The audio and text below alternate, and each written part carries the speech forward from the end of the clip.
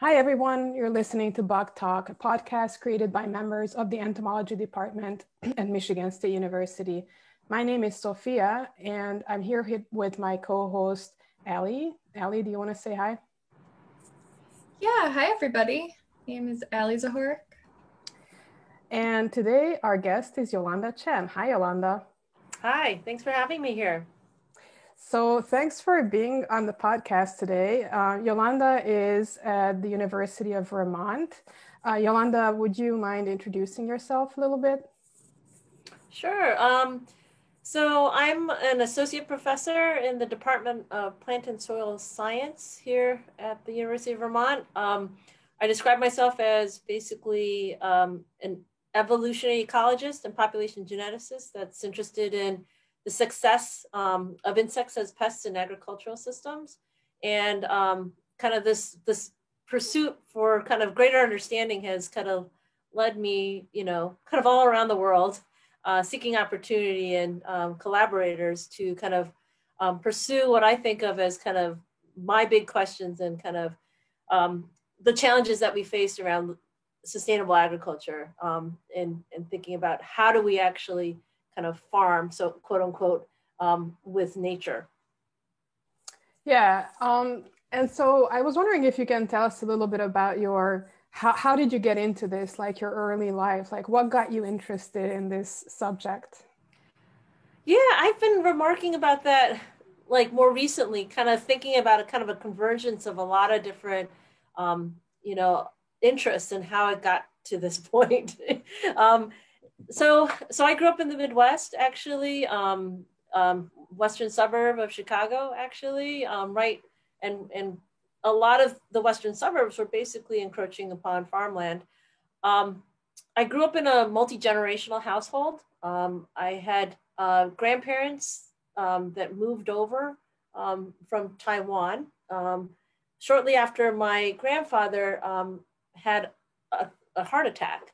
And so he thought that, things were probably, almost, might be close to the end kind of thing. So they decided to move over to live with their only son. And so I grew up in this interesting convergence of being steeped in history, um, grew up speaking Chinese, and there was a lot of reminiscing around kind of losing the war, evacuating from China, getting to Taiwan, getting there. So I've always been interested in history. I've also always been kind of curious about nature. I've watched a lot of shows, spent time poking around outside in the garden and stuff too.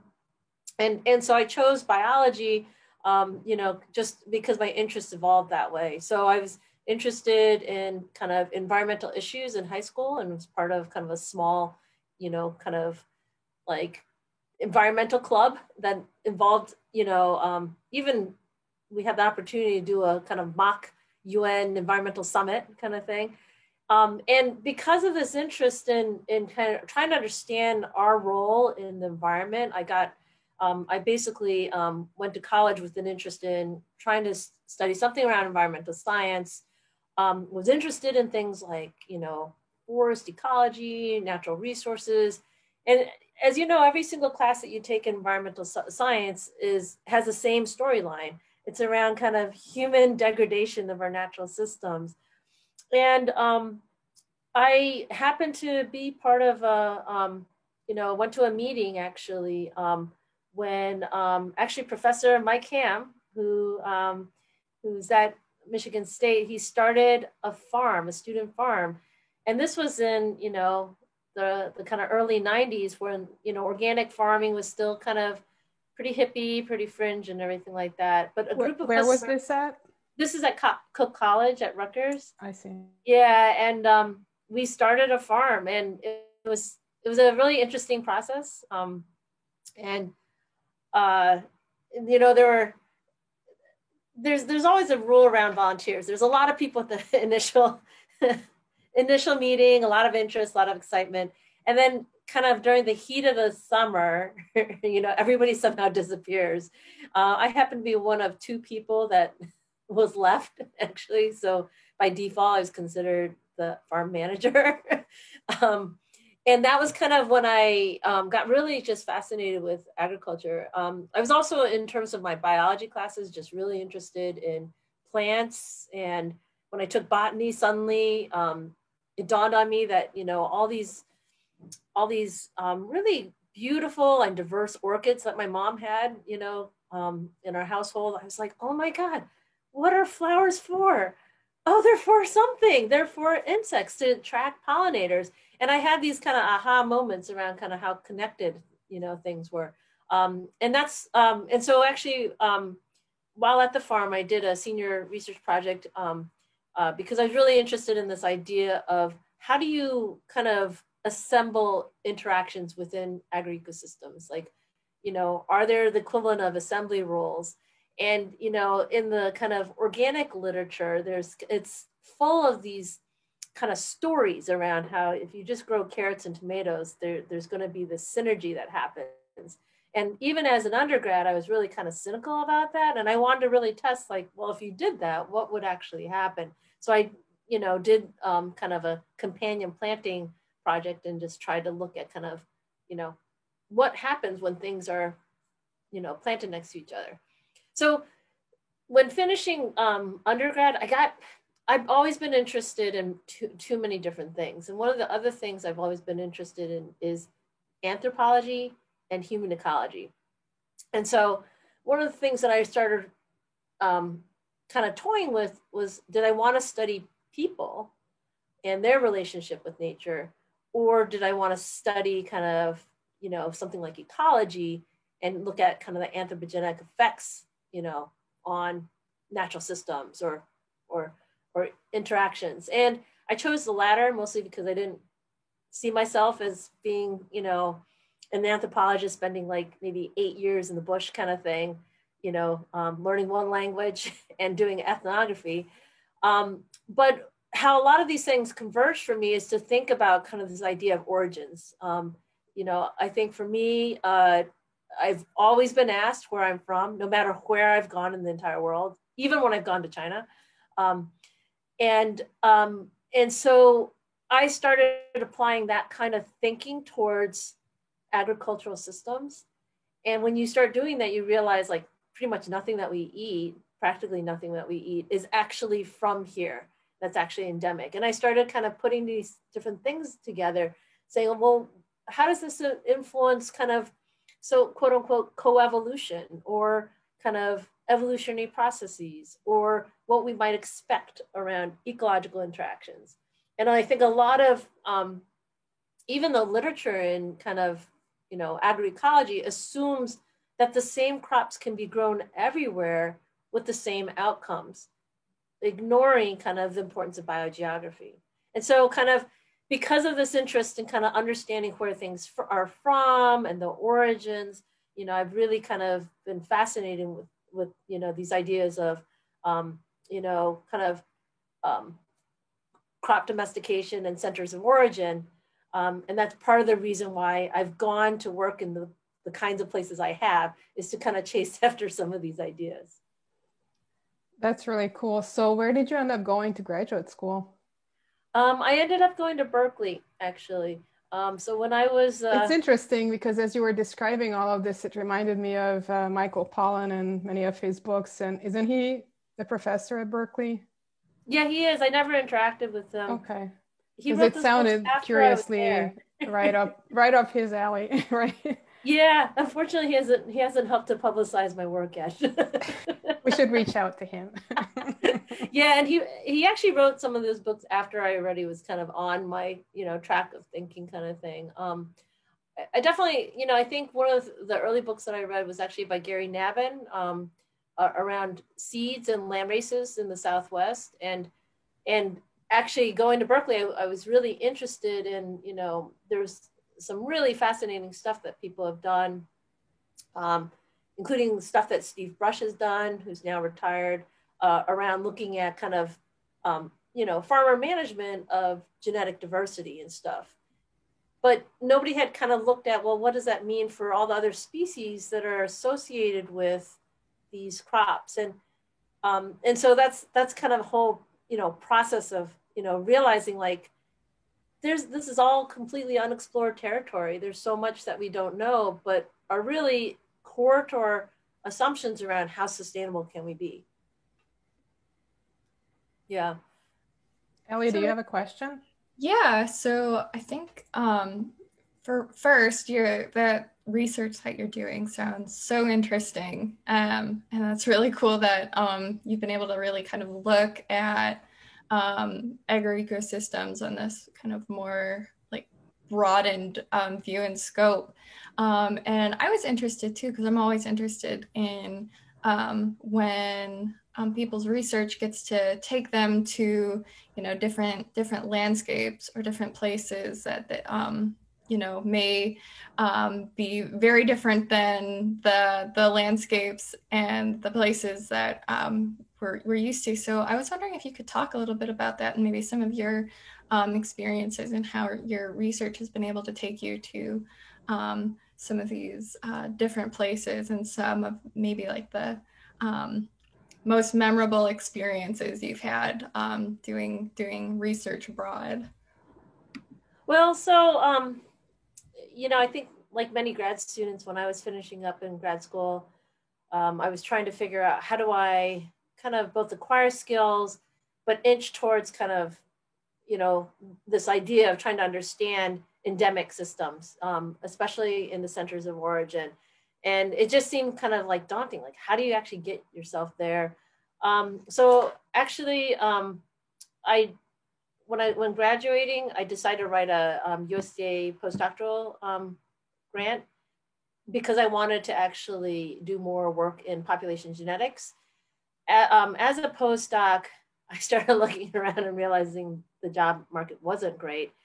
And, you know, I got advice. I was still at Berkeley at that time. And some of my advisors said, you know, you just have to stay in the game. And that's a big part of kind of, I realized part of it is just to kind of stay, you know, chipping away at kind of what you want to do. And so I saw a position at the International Rice Research Institute and decided to apply for that. For me, you know, I think I've always been interested in exploration. I love to travel. I love to eat different kinds of food. And I guess I'm drawn to that. Whereas, you know, I think there are certainly a lot of people I also know that are shy away from that and tend to go with what's familiar. But I do think that there's an element of exploration in being a scientist, and it's around kind of pursuing some of the ideas to, you know, to the kind of far corners of the earth. So yeah, I took the position there. A lot of people were in shock because I was, you know, married and my husband quit his job to come with me you know, to the Philippines. And I mean, I really credit, you know, my position there for helping me to get established as a researcher. And also, you know, explore what it means to be kind of a scientist and to have a role sort of diplomacy too. IRRI gets money from all sorts of member countries, and the idea is to support smallholder farmers and improve yields. So you know, one of the kind of really great aspects around it was to kind of be outside the U.S.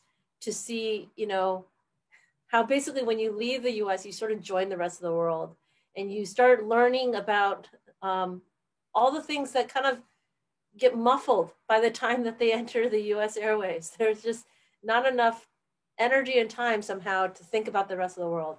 But, you know, when you're living in the US.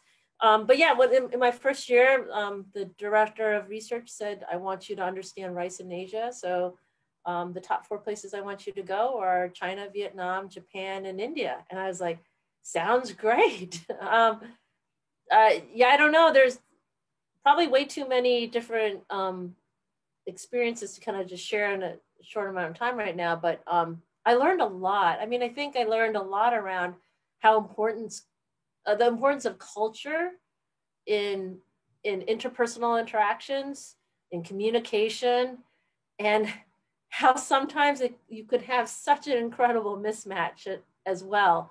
And it really kind of taught me a lot because I grew up in the US, so I thought of it as, you know, like it's just a generation removed, like we all arrive here, we eat the same foods, and we're all the same. We're all Americans. It's very much that melting pot, idea. But I think after kind of being in, a very kind of international kind of research communities, I started realizing how much culture influences so many different things. There's probably way too many kind of dynamics and plots and everything like that that could be explained more based on like the cultural aspects than actually the research itself. So that was pretty eye-opening for me. Yeah, have you been involved with the Golden Rice Project at all? Or yeah, that's pretty contentious, right? Um, the Golden Rice Project kind of started up right around the same time when I got there. And yeah, it was interesting because you could tell it was very political. It was very driven by kind of the American agenda. It's since fizzled out, but there was incredible amounts of what I thought of as distortion of like the logic around why everybody needs to eat golden rice when, to be honest with you, my husband, was interested in taking a lot of photos at the time, and he would go into kind of the slums, and you'd see even for the households that lived within a foot and a half of a train tracks, there would still be fish and vegetables, peddled along the train tracks, sometimes on the train tracks. This is in the Philippines. And so this whole idea like that kind of the golden rice is needed in the Philippines because all these people are going blind and everything just didn't kind of add up to me at that time. Because you see all these photos of people eating all sorts of different things. And it's not like saying people had tons of money or whatever, but in a lot of those cases, people were squatting, especially in the southern part of Manila and the Makati area, because of cheaper rent, so that they could actually kind of go into the financial district and work as, household help or security guards or whatever. But it was the close access too. So people would build, right around that. So the slums would kind of proliferate in certain parts of the city. Yeah, so I think, one of the things that I really kind of appreciate is just the opportunity to just kind of to be exposed and live in, in different, in a different culture, in different setting, to kind of, I guess maybe get more enhanced exposure around kind of the challenges and how it can sometimes be distorted by international communities to, to achieve a particular, political agenda. And then did you get your current job straight out of that one? Well, I did. Actually I was there at Erie for 4 years, and my husband was working for about 2.5 years there, but found that the position that he was in was not kind of as meaningful. So he actually quit his position, and we were planning on, moving back to the U.S. I think being the one with the PhD, I realized that I, would, if kind of, seen as competitive, I would be, flown, to wherever the jobs were. My husband has a master's degree, so it would be more challenging to get, somebody to spring for an international ticket just for, like a position that might be kind of more regional in scope. So actually, I I interviewed for the position here at the University of Vermont, and then stopped at a NSOC meeting on the way back, and then basically got back and quit my job. And so a lot of my colleagues were just shocked that I would do that. But part of the reason was because this is kind of, I think, for me, an important thing around parity in terms of like within a couple, you have to manage those kinds of things.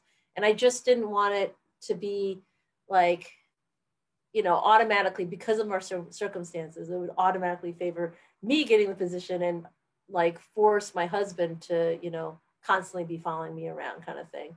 I mean, it's worked out really well. My husband, you know, is incredibly, you know, resourceful person kind of thing, in that he learns new things with incredible, you know, speed actually. So he's transformed himself into a data scientist, you know, and and actually he launched his consultancy as a data scientist when he quit his job a second time for us to go to Mexico for sabbatical. So I happen to be very lucky in this respect that my husband is very, very both resourceful and then kind of up for the adventure.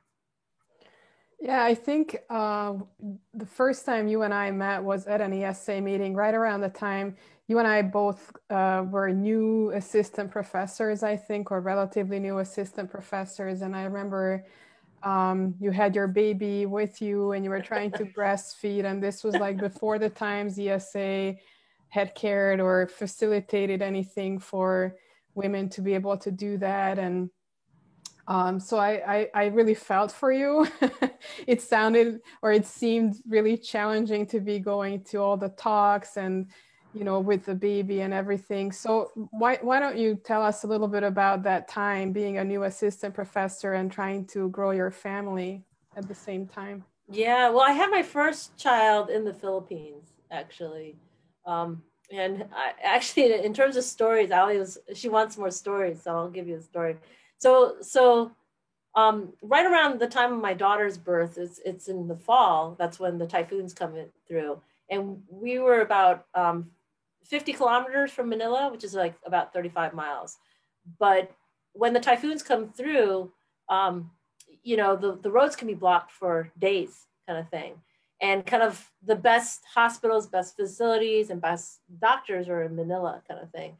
So so at one point, you know, we had about $500 on hand in the safe deposit box, and all the names of the kind of major helicopter companies, just in case, kind of thing. And so when I was telling one of my buddies this, one of the kind of dudes from, you know, from grad school kind of thing. He's not mentioning names. He's a professor now too. He's just like, whoa, that's really burly, because you know he has like, you know, a baby now and everything. Like, he's like, I can't believe you guys did that. But I was just like, yeah, like, to be honest with you, to have my first child in another country was probably what I was like, really just nervous and scared. My husband happens to be really huge too. He's 6'6". So everybody, you know, our expat community that was, you know, of scientists were like, that baby is not going to come out. So, like, I was just like, oh my God. And here we are in the Philippines and it's typhoon season. And so, yeah, my anxiety levels are definitely really high, kind of thing. But having my daughter, you know, she was, for the first 2 years of her life, like everywhere that I traveled to, she came along, and I would pay to bring a nanny with me. So that was the really supportive thing in the Philippines, is that we could have nannies, and I could afford to have a nanny. And so my daughter, like, you know, by the time she was 2, she had been to already 11 countries, you know. So when you met me, that was my second child, my son, and we tried to do the same thing, but it cost a lot more. So we happened to find kind of a recent grad from UVM, and she was game for it, and she was great. So we traveled to NSOC together in San Diego, and just time things. He was already, I think, oh no, the first time I met you, that was actually the first meeting. So I just traveled by myself with him. So that was 2 months. And I was fine with it. It was, you know, but I noticed that nobody was really talking to me about science. So it's a little harder to be taken seriously like a real player. And instead, everybody wanted to talk to me about having children. And the second year, I brought my nanny, and my daughter came along, and then they would go off and go to the zoo, run around and do all that kind of stuff. So it was a lot easier, actually. But I definitely remember a lot of women, young women, were kind of pretty struck by the fact that, you know, I managed to do this. And it really wasn't to me in the meetings is not that difficult because, you know, my hands are free. I could choose to kind of talk to people or not. I think the main thing, you know, I worried about was probably the perception that I was not a serious, you know, contender, you know, like serious player, somebody worthy of discussing research, you know, with, that could be a potential collaborator. That's, I guess, what were my bigger concerns at that time. And actually starting up, it was definitely harder with this, with my second one, because he was a really bad sleeper, including kind of waking up 5 times a night kind of thing. And so it's kind of like running a marathon as a 3-legged race. You got this like, you know, almost parasite on you, like, and but I think with my second one, I already had more tricks up my sleeve and more strategies. Everything cost a lot more because we basically, we had a full-time nanny for my son, because I felt like for a second child, like it would be awful to say like, well, your sister had a full-time nanny, but we couldn't afford it with you, so we just stuck you in like a baby mill because it was cheaper. So we just paid for a full-time nanny and a part-time spot in a preschool. So that was a lot of money. Thank you for sharing that. That was a really interesting, and I think that that's definitely something that a lot of like you said, like especially now in the sciences, young female scientists, it's definitely something that, you know, is something that we kind of worry about and think about, kind of that different dynamics between being like an active working scientist and also having that additional kind of familial responsibility. So thank you for being so honest about your experiences there. One thing that I was kind of curious about, if you would be comfortable elaborating a little bit more on, is you touched on kind of that worry about being seen differently with being like a mother and having your child there. If you would be seen differently as a scientist, or if your ability to be like a good collaborator or something may be viewed differently. That was something that you were concerned about. I'm wondering if you happen to encounter any of that, or if maybe there was anything that you noticed is kind of changing in the culture of academia towards being more, hopefully more accepting of scientists who also have like the family responsibilities. So. Yeah, I'm hoping so too. I think there's a lot of kind of messaging through organizations and meetings and conferences around, yes, we're providing the facilities and we're providing childcare.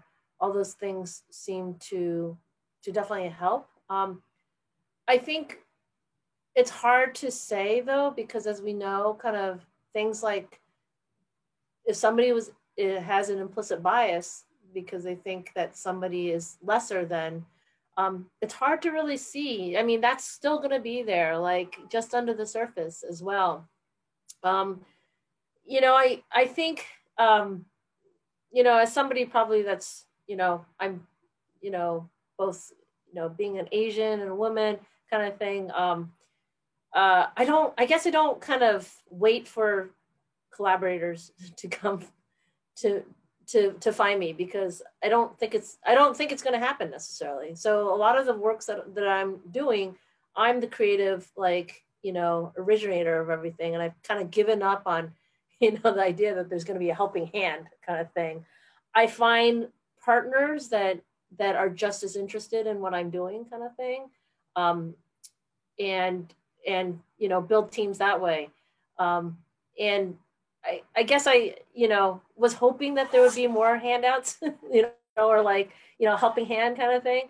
And I've just decided like I am committed to the kinds of questions. I feel like I need to honor that curiosity that I have and to not give that up, because that's kind of why I'm in this business in the first place. Um, and so I do think though, what's happening though, the generation that say Sophia and I are now, you know, associate professors and we've become established, and this generation, male or female, you see kind of higher levels of participation in childcare. You know, my male colleagues have to like do just as much. And now that like my kids are 15 and 11, I'm like, yeah, bring it on. Like there's no more additional handicap. I definitely think, you know, maybe I'm a little traditional in this respect, but I do think babies and mothers, you know, have a special kind of bonding part of it. But I don't think it has to be that frightening of a whole prospect. You know, I think my own hunch is that a lot of women young women are so worried about how they're going to fit it together that they drive themselves out of the academic world. And if we were just more open about talking about these things, perhaps we can demystify things and also offer more strategies as well. So women, you know, form all sorts of different kind of little groups to support each other, especially, you know, in pregnancy, before labor, and after, after giving birth. So it's natural, but there's just seems to be a stigma about openly talking about actually wanting to have babies. So, but the thing is, it's like, it's not like we've like kind of signed a sterilization clause that like, yes, we're going to be a scientist, we must be sterilized. You know, it makes no sense, but it's the kind of elephant in the room that nobody feels like they can talk about. It's interesting what you said, Yolanda. The first part about collaborators not reaching out to you, that you have, I definitely felt that, and I never knew whether that was something because I'm an Eastern European woman that these things are happening to me, because I look over to my cohort, you know, members of my cohort that are male, and they tend to have like a really easy time being a co-PI on grants and things like that, or a co-author on papers, and they just don't happen to me, those things. You know, if I don't lead it, like what you were saying, I'm not gonna get it. And this is like the first time I've ever talked to anybody about this, so I'm really glad you brought it up. So I wanna kind of steer the conversation in the last part here towards the fact that you are at the University of Vermont, and you and I have collaborated on grants before, and I've been shocked by the lack of support, let's just say, that you have been receiving there. And so I think it would be really useful for people that are looking for jobs perhaps, or are thinking of going to institutions like yours, to learn about the differences between like what we have here at MSU versus what you get over there, not necessarily just for grants, but for pretty much everything. So maybe you can like talk about your responsibilities, your support system there, and things like that. Yeah. So the University of Vermont actually is now aspiring to gain R01 status. And so I think they're trying to figure out like, you know, what are the mechanisms that they have to, you know, put in play to support people to kind of write more grants that are more successful, like bring in more students and all that kind of stuff. Because the R01 status is really around kind of the number of PhDs that you graduate in a given year. And so, yeah, previously, Sophia's totally right. We, you know, in writing grants, like a lot of the pre-award stuff is just me figuring out everything kind of thing, without oftentimes like, you know, going to some web page and trying to kind of, you know, figure different things out, trying to figure out the newest rates for postdocs or grad students and everything like that as well. Thankfully, we recently, like in our college, have finally kind of reorganized to have somebody to help with the pre-award stuff. And that has been really huge.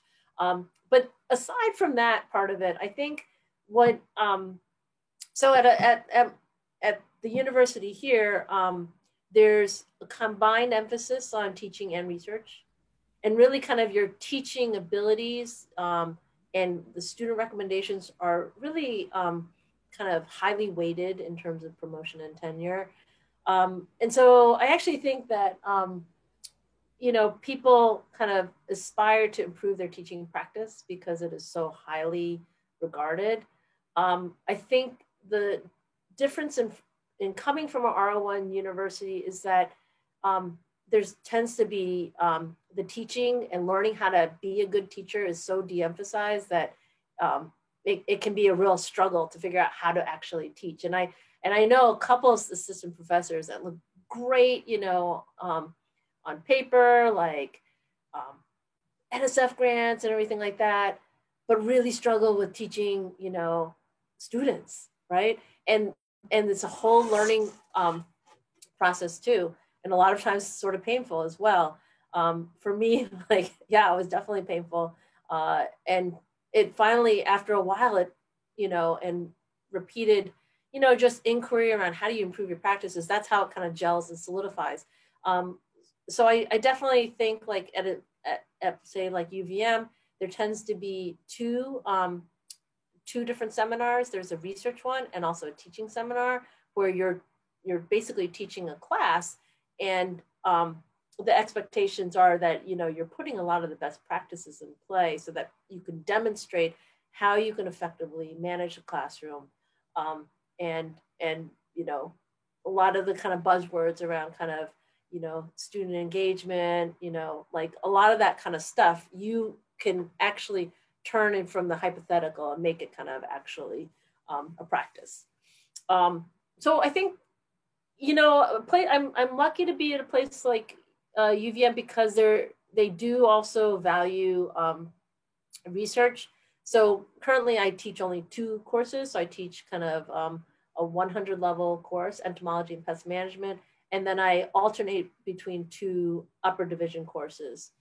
And because they want to get to R01 status, they want to offer kind of more of these upper division courses as well. But we'll see, if the student population, grad student population will increase, high enough to actually fill these kind of courses as well. Ellie, did you have a question? Yeah, I was just, I think that's interesting that you brought it up to kind of like the differences between how different universities are structured and those that are emphasized more heavily on research versus teaching. And I know that can be definitely a hurdle that, like you said, you can have all of these research accolades and really be an expert in a particular topic, but then coming to teach that subject or similar things, it can be a whole new ballgame. So I was wondering if you could just really briefly kind of touch on like any advice you would give to either students now or early career professionals who are more used to that kind of like R1, really research focused training, how you can some ways and strategies that you found helpful in kind of getting more of a feel for being able to be in a teaching setting. Yeah, I mean, I think every university has a center for teaching, teacher training and professional development. And that's kind of the only way that, faculty continue to improve their practice and stay current. So I think a lot of times there might be kind of similar types of workshops that are offered to grad students and postdocs as well. So I think that's a really great place to start. Also kind of,